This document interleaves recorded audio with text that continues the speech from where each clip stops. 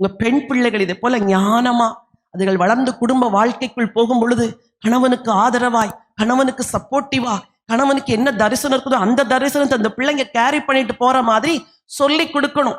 இந்நாட்களில் பெண் பிள்ளைகளுக்கு சப்மிசிவ்னஸ்னா என்ன அப்படின்னு தெரியல. கீழ்ப்படுதல்னா என்ன?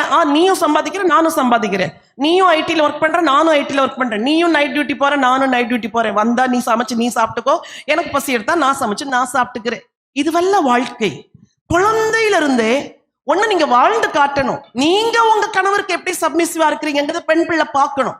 அதே நேரத்துல அப்பா திட்டுனாரு, நான் எப்படி அமைதியா இருந்த பாத்தியாப்பா? அவ கேட்பா, அம்மா நீ 2 வார்த்தை பேசிருக்க வேண்டியதானம்மா. இல்லடா, நம்ம பேசக்கூடாது. ஏசப்பா சொல்லியிருக்கிறாரு, நம்ம கணவனுக்கு கீழ்ப்படும். நீ கூட வளர்ந்து நீ ஒரு குடும்ப வாழ்க்கைக்குள்ள போகும்போது இத 14 வயசுல சொல்லி கொடுக்கணும்.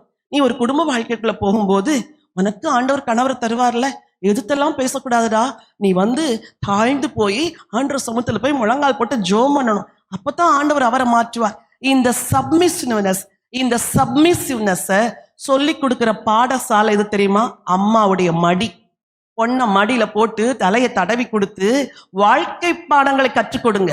எப்படி வாழணும்னு சொல்லி கொடுங்க, எப்படி புத்தியா நடக்கணும்னு சொல்லி கொடுங்க, கஷ்டங்களை எப்படி தாங்கணும்னு சொல்லி கொடுங்க, பிரச்சனைகளை எப்படி மேற்கொள்ளணும்னு சொல்லி கொடுங்க, எப்படி வாக்குவாதம் இல்லாம ஆண்டவருடைய உதவியை நாடி குடும்பத்தை நடத்தணும்னு சொல்லுங்க, கொஞ்சம் வருமானத்துல குடும்பத்தை எப்படி நடத்துறதுன்னு சொல்லி கொடுங்க, வீண் செலவு எப்படி பண்ணக்கூடாதுன்னு சொல்லி கொடுங்க. இதெல்லாம் தேவையா?